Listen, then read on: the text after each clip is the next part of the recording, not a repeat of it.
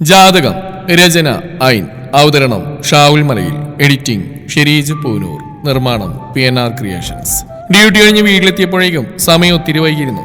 രാത്രിയിൽ തന്നെ ചെന്നൈക്ക് വന്നായിരുന്നു വിനീത് കരുതിയത്. ഭക്ഷണം കഴിച്ച് എഴുന്നേറ്റ് വിനീത് മൊബൈൽ കയ്യിലെടുത്തു. ആവണിയുടെ എന്തോ മെസ്സേജ് ഫോണിൽ കിടപ്പുണ്ട്. ഇപ്പോൾ താൻ മെസ്സേജ് അയച്ചില്ലെങ്കിലും ഒന്നും ചോദിക്കാനില്ലെങ്കിലും അവൾ വെറുതെ എന്തെങ്കിലുമൊക്കെ ചോദിച്ച മെസ്സേജ് അയക്കുക പതിവുണ്ട്. താൻ മനഃപൂർവ്വം ഒന്നും അന്വേഷിക്കാത്തല്ല, മറിച്ച് താൻ ഇടയ്ക്ക് വിളിക്കുന്നു അന്വേഷിക്കുന്നൊക്കെ അവർക്ക് ചെറിയൊരു ബുദ്ധിമുട്ട് പോലെ തോന്നി. അതുകൊണ്ടൊന്ന് ഗ്യാപ്പിട്ടതാണ്. ചെറിയൊരു പരിഭവം, അത്രയേ ഉള്ളൂ. ഓപ്പൺ ചെയ്ത് നോക്കിയപ്പോൾ കഴിച്ചോ എന്ന് മാത്രമേ ഉള്ളൂ. വിനീതിന്റെ ചുണ്ടിൽ ചെറിയൊരു ചിരി വിടർന്നു. അപ്പോൾ തന്നെ ബ്ലൂടീ കാണിച്ചു. വീട്ടിലെത്തിയോ? ഇതെന്താ എന്ത് ചോദിച്ചാലും വെറും മാത്രം. ആവണിയുടെ വോയിസ് മെസ്സേജ് കേട്ടപ്പോൾ വിനീത് ചിരിച്ചുപോയി. ഒന്ന് വിളിച്ചോട്ടെ എന്ന് ചോദിച്ചപ്പോൾ ആവണി വിളിച്ചോളാൻ പറഞ്ഞ് അവൾ വിളിച്ച് കുറച്ചു നേരം സംസാരിച്ചു. ഇപ്പൊ ആദ്യത്തെ പോലെയൊന്നുമല്ല, അവൾക്ക് കുറച്ച് മാറ്റമുണ്ടെന്ന് വിനീതിന് അറിയാം. എന്നാലും താൻ ആവശ്യപ്പെട്ട കാര്യത്തിന് സമ്മതം അവളായി ഇങ്ങോട്ട് പറയട്ടെ എന്ന് കരുതിയിരിക്കുകയാണ് അവൻ. ഒരുത്തൻ ജീവിതം നശിപ്പിച്ചെന്ന് വെച്ച് എല്ലാ കാലവും അത് ഓർത്തിരിക്കാൻ കഴിയുമോ? എന്തിൽ നിന്നായാലും നമ്മൾ മൂവ് ഓൺ ചെയ്തേ പറ്റൂ. ആവണി ഫോൺ വെച്ച് കഴിഞ്ഞപ്പോഴാണ് ജിബിന് വിളിച്ച കാര്യം വിനീതിന് ഓർമ്മ വന്നത്. എന്നാലും ചെന്നൈക്ക് പോയി വന്നിട്ടേ ജിബിനെ കാണാനും സംസാരിക്കാനും പറ്റുകയുള്ളൂ. ആ കാര്യമൊന്ന് പറഞ്ഞു വെക്കാന്ന് കരുതി ജിബിനെ വിനീത് വിളിച്ചു. ഒരു അത്യാവശ്യ കാര്യത്തിന് ചെന്നൈക്ക് പോയാണെന്നും പോയി വന്നിട്ട് കാണാമെന്ന് പറഞ്ഞപ്പോൾ ജിബിൻ കാര്യം എന്താണെന്ന് വിനീതിനോട് തിരക്കി. സിദ്ധാർത്ഥിന്റെ കാര്യം പറഞ്ഞപ്പോൾ ജിബിനെല്ലാം മൂളി കേട്ടു. ഞാൻ വരാതെ അവിടുന്ന് വിനീത് പോരുതെന്ന് പറഞ്ഞു. ജിബിൻ കോൾ കട്ട് ചെയ്തപ്പോൾ എന്താണ് കാര്യം എന്നറിയാതെ വിനീത് നിന്നു. എന്നാലും ഡ്രസ്സൊക്കെ പാക്ക് ചെയ്ത് വെക്കാം, ജിബിൻ വന്നിട്ട് ചെന്നൈക്ക് പോകാന്ന് കരുതി ജിബിൻ വരുന്ന കാത്ത് വിനീത് ഇരുന്നു. രാത്രിയിൽ ഏകദേശം 8 മണി കഴിഞ്ഞപ്പോൾ 2 കാറുകൾ വിനീതിന്റെ വീട്ടുമുറ്റത്ത് വന്നു നിന്നു. വിനീത് ചെന്ന് വാതിൽ തുറന്നു നോക്കിയപ്പോൾ മുന്നിലുള്ള കാറിൽ നിന്നും ജിബിനും കൂടെ തന്നെ ഡോക്ടർ അരുൺദത്ത് ഇറങ്ങുന്ന കണ്ടപ്പോൾ ആകാംക്ഷയോടെ വിനീത് അവരുടെ അടുത്തേക്ക് ഓടിച്ചെന്നു. ഡോക്ടർ, ഇത് സർപ്രൈസ് ആയിരിക്കുന്നല്ലോ, എത്ര കാലമായി കണ്ടിട്ട്? അരുൺ വിനീതിനെ സ്നേഹത്തോടെ ആശ്ലേഷിച്ചു. അപ്പോഴാണ് തൊട്ടു പിന്നിലുണ്ടായ കാറിൽ നിന്നും പ്രായമായ ഒരാളും കൂടെ ഒരു യുവതി ഇറങ്ങുന്നത് കണ്ടത്. കുറച്ച് വെളിച്ചത്തിലേക്ക് മാറിയപ്പോൾ പ്രായമായ ആള് വിനീതിന് മനസ്സിലായി. ഡോക്ടർ ആദിത്യവർമ്മ, അരുൺദത്തിന്റെ ഗുരു, ഫേമസ് ആസ്ട്രോളജർ. പ്രപഞ്ച രഹസ്യങ്ങളെക്കുറിച്ചുള്ള 2-3 പ്രബന്ധങ്ങൾ തയ്യാറാക്കിയ ആൾ, പല വിഷയങ്ങളിലും അഗ്രഗണ്യൻ. പിന്നെയും ഒത്തിരി വിശേഷണങ്ങൾ ആദിത്യവർമ്മയ്ക്കുണ്ട്. ഇദ്ദേഹം എന്താ ഇവിടെ? വിനീത് അത്ഭുതം കൂറി നിന്നു. നമസ്കാരം വിനീത്. നമസ്കാരം സർ. ആദിത്യവർമ്മ വിനീതിനോട് കൈകൂപ്പിക്കൊണ്ട് നമസ്കാരം പറഞ്ഞപ്പോൾ വിനീത് ബഹുമാനത്തോടെ തിരികെ അദ്ദേഹത്തെ പ്രത്യഭിവാദ്യം ചെയ്തു. വരൂ, കയറിയിരിക്കൂ. ആദ്യത്തെ പകപ്പൊന്ന് മാറിയപ്പോൾ വിനീത് എല്ലാവരെയും അകത്തേക്ക് ക്ഷണിച്ചു. എന്നാൽ ഇവരെല്ലാവരും കൂടെ എന്തിനാണ് ഇങ്ങോട്ടേക്ക് വന്നതെന്ന് മനസ്സിലായതുമില്ല. വിനീത് എങ്ങനെ ചെന്നൈക്ക് വന്ന് ട്രെയിനാണോ? ജിബിൻ ചോദിച്ചു. അല്ല സർ, നേരിട്ട് കാരണവരാണ് വിചാരിച്ചിരിക്കുന്നത്. ജിബിനൊന്ന് അമർത്തി മൂളിയതിനു ശേഷം ഡോക്ടർ അരുണിനെ നോക്കി ബാക്കി പറയാൻ കണ്ണുകൊണ്ട് ആംഗ്യം കാണിച്ചു. വിനീത്, തനിക്കൊരു ആക്സിഡന്റ് ഉണ്ടായിന്നൊക്കെ അറിഞ്ഞല്ലോ, അതെന്തായിരുന്നു സംഭവം? അപകടത്തിന്റെ കാര്യം ചോദിച്ചപ്പോൾ തന്നെ വിനീതിന്റെ മുഖമാകെ മാറി. അയാൾ വെപ്രാളത്തോടെ എല്ലാവരെയും മാറി മാറി നോക്കി. അത് പിന്നെ സർ, ഒരു കേസിന്റെ ആവശ്യത്തിനായി ഒരു പഴയ തറവാട്ട് വീട്ടിലേക്ക് പോയതായിരുന്നു. അവിടുത്തെ മകൻ എന്റെ ഫ്രണ്ടാണ് സിദ്ധാർത്ഥ്. അവിടെ നിന്ന് മൊത്തം പരിശോധിച്ച് നടക്കുന്നതിനിടയിൽ വീണ് പോയതാ.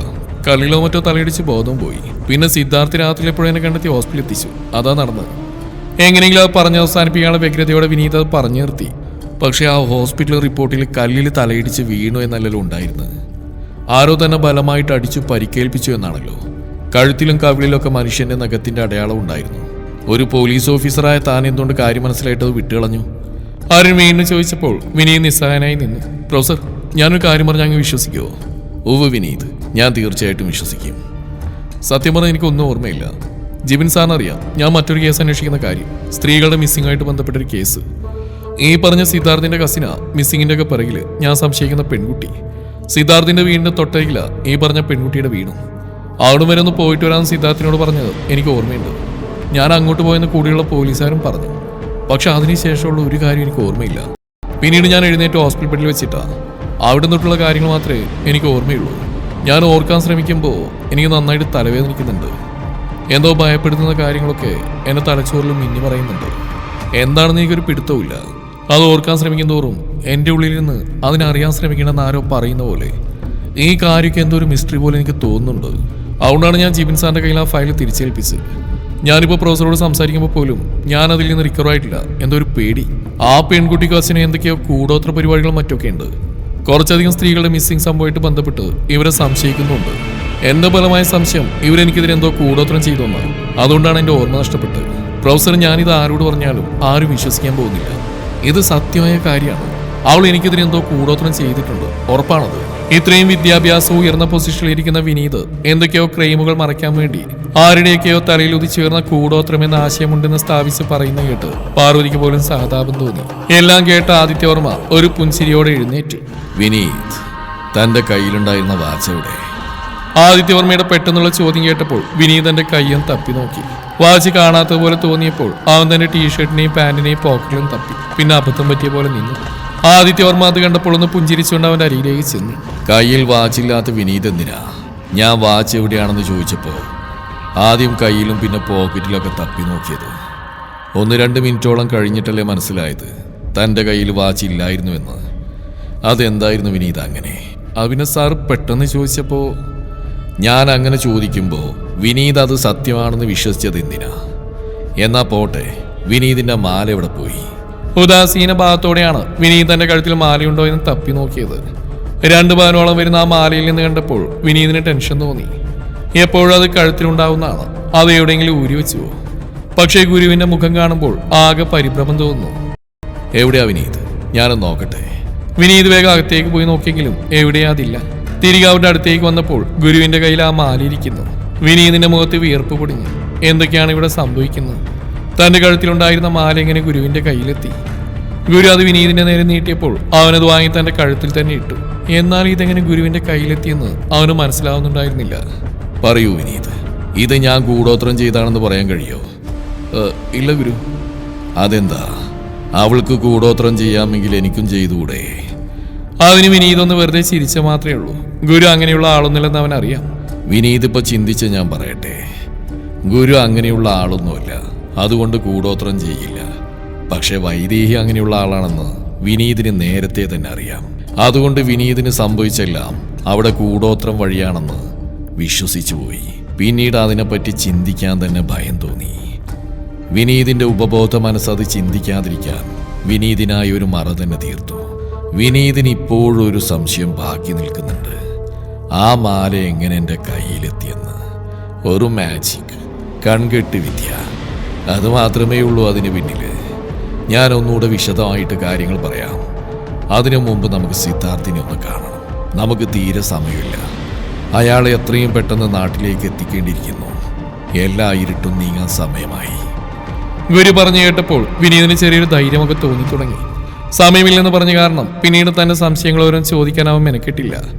അന്ന് രാത്രിയിൽ തന്നെ 5 പേരും തങ്ങളുടെ കാറുകളിലായി ചെന്നൈക്ക് സിദ്ധാർത്ഥിന്റെ അടുത്തേക്ക് തിരിച്ചു. ഇടയ്ക്ക് നിർത്തിയും ഭക്ഷണം കഴിച്ചുമൊക്കെ പോയ ആ യാത്ര പുലർച്ചെയോടെയാണ് ചെന്നൈയിൽ ചെന്ന് അവസാനിച്ച്. റൂം എടുത്ത് 2 മണിക്കൂർ ഇറങ്ങി വിനീത് മാത്രം ഹോസ്പിറ്റലിലേക്ക് പോയി. കേസിന് ആവശ്യമായ പേപ്പറുകളൊക്കെ ഹോസ്പിറ്റലിൽ നിന്നും കളക്ട് ചെയ്ത സിദ്ധാർത്ഥിന് ഡിസ്ചാർജ് ഹോസ്പിറ്റലിൽ നിന്നും വാങ്ങി വിനീത് തങ്ങൾ വന്ന് താമസിച്ച റൂമിലേക്ക് അവനെയും കൂട്ടിക്കൊണ്ടുപോകുന്നു. പോരുന്ന വഴി തന്നെ സിദ്ധാർത്ഥിനോട് ചെറുതായി കാര്യങ്ങളൊന്ന് സൂചിപ്പിച്ചു വെച്ചു. സിദ്ധാർത്ഥിന് പല സംശയങ്ങളുണ്ടായെങ്കിലും അതൊന്നും തീർത്തു കൊടുക്കാൻ വിനീതിനും അറിയുമായിരുന്നില്ല. കാരണം വിനീതിന് ഇപ്പോഴും പല കാര്യങ്ങളിലും വ്യക്തതക്കുറവുണ്ട്. ഇപ്പോഴും 40% വിശ്വസിക്കുന്നത് വൈദേഹിയുടെ കൂടോത്രത്തിൽ തന്നെയാണ്. 2 ആഴ്ചക്കുള്ളിൽ എത്തുമെന്നാണ് മേഘയോട് പറഞ്ഞിട്ടുള്ളത്. അവിടുന്ന് പോന്നിട്ട് 3-4 ദിവസമേ ആയിട്ടുള്ളൂ. എന്തായാലും ചെല്ലുന്ന കാര്യം മേഘയെ വിളിച്ച് പറയുന്നില്ല. അങ്ങോട്ടേക്ക് ചെല്ലുമ്പോൾ കാണട്ടെ എന്ന് സിദ്ധാർത്ഥ് കരുതി. വിനീതിന്റെ വണ്ടി സിദ്ധാർത്ഥിനെയും കൊണ്ട് ഡോക്ടർ അരുണിനെയും ഗുരുവിന്റെയും പാർവതിയുടെ അരിയിലേക്ക് നീങ്ങി. എങ്ങനെയുണ്ട് സിദ്ധാർത്ഥ് ഇപ്പോൾ? മുറിയിലെത്തിയപ്പോൾ ഗുരു സിദ്ധാർത്ഥിനോടായി ചോദിച്ചു. നേരത്തെ പല സ്ഥലത്തും ഗുരുവിനെ കുറിച്ചുള്ള ആർട്ടിക്കിളും മറ്റും വായിച്ചിട്ടൊക്കെ ഉള്ളതുകൊണ്ട് സിദ്ധാർത്ഥിന് ഗുരുവിനെ പെട്ടെന്ന് തന്നെ മനസ്സിലായിരുന്നു. ഇത്രയും വലിയ ആൾ തന്നെ തേടി നാട്ടിൽ നിന്ന് ഇവിടെ വരെ വന്നതോർത്ത് സിദ്ധാർത്ഥിന് അത്ഭുതം തോന്നി. ആകെ തളരുന്ന പോലെ തോന്നുകയാണ് ഗുരു. മേലാകെ അസ്വസ്ഥതയാ. നാളെ നേരം വെളുക്കുന്നോർത്ത് ഇപ്പോഴേ തന്നെ ഭയാവുക. വിഷമിക്കേണ്ട സിദ്ധാർത്ഥ്, നിങ്ങൾക്കൊന്നും സംഭവിക്കില്ല. ട്രീറ്റ്മെന്റ് ഒക്കെ തുടങ്ങിയിട്ടുണ്ടല്ലോ, പതുക്കെ പതുക്കെ മാറിക്കോളൂ. ഒരു ഡോക്ടർ കൂടിയായ പാർവതി അവന്റെ അവസ്ഥ മനസ്സിലാക്കി സമാധാനിപ്പിച്ചു.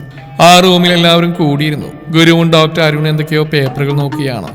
പാർവതി സിദ്ധാർത്ഥിന്റെ ഫയൽ പരിശോധിക്കുകയായിരുന്നു. കുറച്ച് ആശങ്കയോടെ വിനീതും സിദ്ധാർത്ഥും ഇടയ്ക്ക് പരസ്പരം നോക്കുന്നുണ്ട്. സിദ്ധാർത്ഥ്, വിനീത്, ഇനി നിങ്ങൾ പറയൂ. ഇത്രയും നാൾ നിങ്ങൾക്കുണ്ടായ അനുഭവങ്ങൾ വെച്ചിട്ട് നിങ്ങൾ ഉറച്ചു വിശ്വസിക്കുന്നുണ്ടോ ഇതൊക്കെ വൈദേഹിയുടെ കൂടോത്രാണെന്ന്? ഓ ഡോക്ടർ, എനിക്കിപ്പോൾ ഇങ്ങനെ സംഭവിച്ച മയക്കുമരുന്നിന്റെ അംശം ബ്ലഡിൽ കടന്ന കാരണമാണെങ്കിലും ഇതിനു മുമ്പ് നടന്ന പല സംഭവങ്ങളിലും അവിടെ ആ മാന്ത്രിക ശക്തിക്കാരനാണെന്ന് ആലോചിച്ചപ്പോൾ എനിക്ക് തോന്നിയിട്ടുണ്ട്.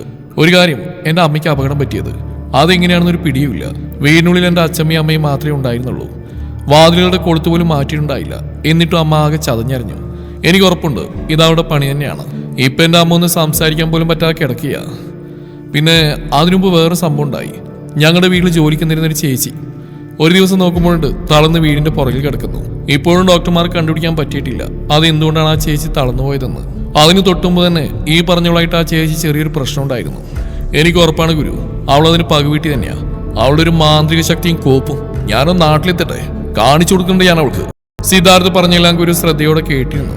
വിനീതിനും തനിക്കുണ്ടായ അനുഭവങ്ങൾ പിന്നെയും പറയണമെന്നുണ്ടായിരുന്നെങ്കിലും തലയും തന്റെ വീട്ടിൽ വെച്ച് ഗുരു കാണിച്ച കാര്യമോർത്ത് വിനീത് ഉള്ളിൽ പല സംശയങ്ങൾ അടക്കി പിടിച്ച് അങ്ങനെ തന്നെ ഇരുന്നു.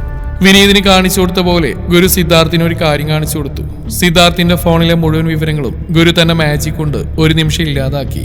അവസാനം വിനീത് വിശ്വസിച്ച പോലെ തന്നെ സിദ്ധാർത്ഥിന് ഇത് മുഴുവൻ കൂടോത്രമല്ലെന്ന് കരുതേണ്ടി വന്നു. ശരി സിദ്ധാർത്ഥ്, ഞാൻ പറയുന്നത് നിങ്ങൾ ശ്രദ്ധിച്ച് കേൾക്കണം. അവൾക്കും അവളുടെ അച്ഛനും യാതൊരു കഴിവുമില്ല. ഇത് നിങ്ങൾ അംഗീകരിച്ചേ മതിയാവൂ. പക്ഷെ ഗുരു, അവൾ ഈ കാണിച്ചു കൂട്ടിയതൊക്കെ ആ സ്ത്രീകളൊക്കെ ഇല്ലാതാക്കിയത് അവര് തന്നെയാ. കുറച്ച് തെളിവുകൾ കൂടെ കിട്ടിയാ അവരുടെ ഇടപെടലും പൂട്ടായിരുന്നു. പക്ഷെ ഇപ്പോഴാണെങ്കിൽ എനിക്ക് അങ്ങോട്ട് അടുക്കാൻ തന്നെ കഴിയുന്നില്ല. അതൊക്കെ എന്തുകൊണ്ടായിരിക്കും? വിനീത് ഗുരുവിനോട് തുറന്നു ചോദിച്ചു. അതോ, ഞാൻ പറയാം, നിങ്ങൾ ശ്രദ്ധിച്ച് കേൾക്കണം. ഈ ഭൈരവന്റെ സ്ഥലം ഏതാണെന്നറിയോ? ഒരു തുരുത്താണത്. ആ തുരുത്തിലുള്ളവർക്കൊരു പ്രത്യേകതയുണ്ട്. കുറച്ചൊക്കെ വിനീതിന് അറിയുമായിരിക്കും. അവര് ദൈവവിശ്വാസികളല്ല. പകരം അവര് വേറൊരു സാധനത്തിനെയാണ് ആരാധിക്കുന്നത്. ഒരു സങ്കല്പ രൂപം, ബലിരൂപി എന്ന അതിൻ്റെ പേര്. ഒരു നെഗറ്റീവ് ശക്തിയുടെ ഉറവിടം. അവരുടെ പൂർവികർ തന്നെ കെട്ടിയുണ്ടാക്കി വെച്ച ഏതോ സങ്കല്പത്തിലായിരുന്നു അവര് കാടത്തെ ജീവിതം നയിച്ചിരുന്നത്. അവരങ്ങോട്ടേക്ക് ആരെയും അടുപ്പിക്കില്ല.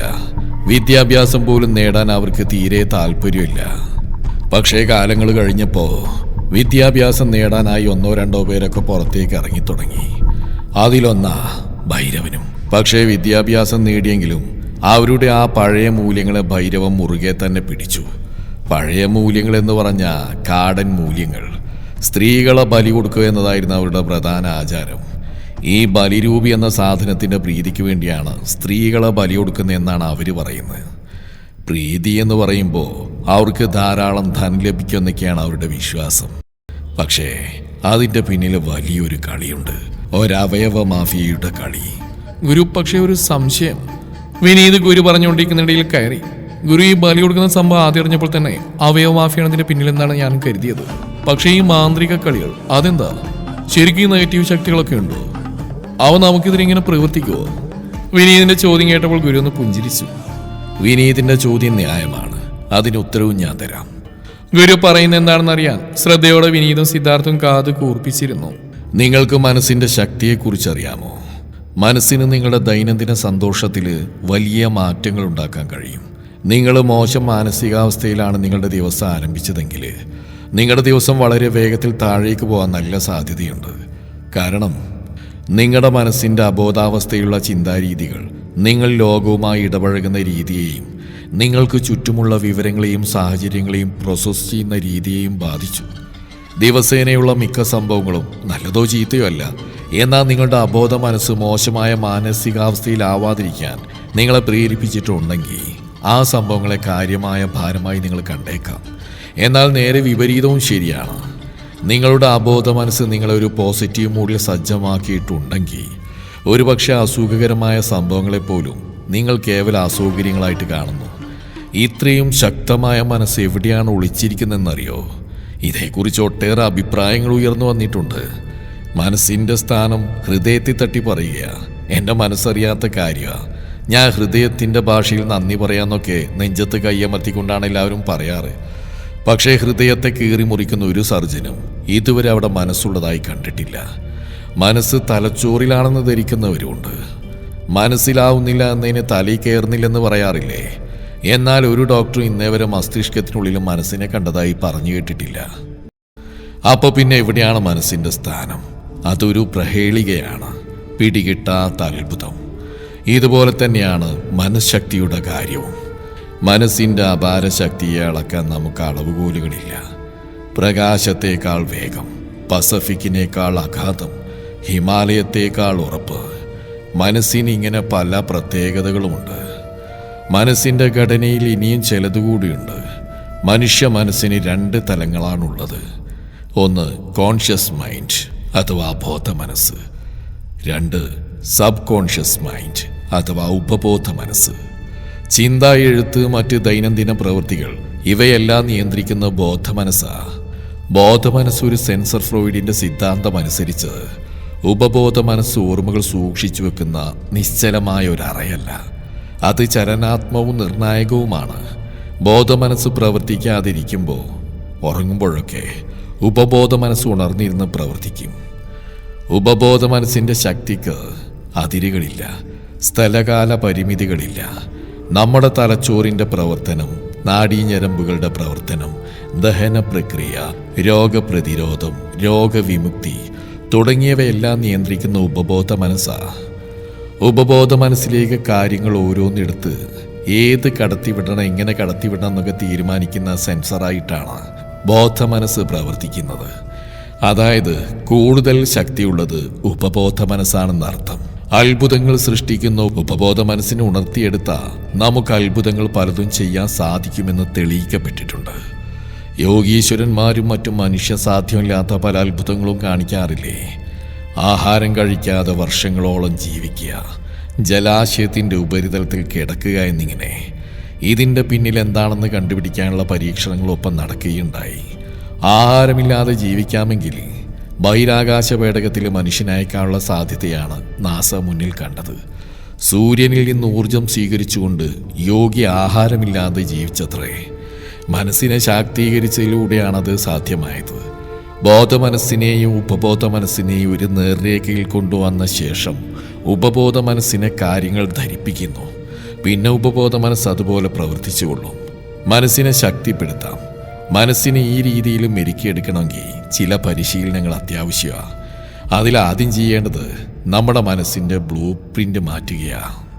തുടരും ഈ കഥയുടെ ബാക്കി ഭാഗം നാളെ ഇതേ സമയം.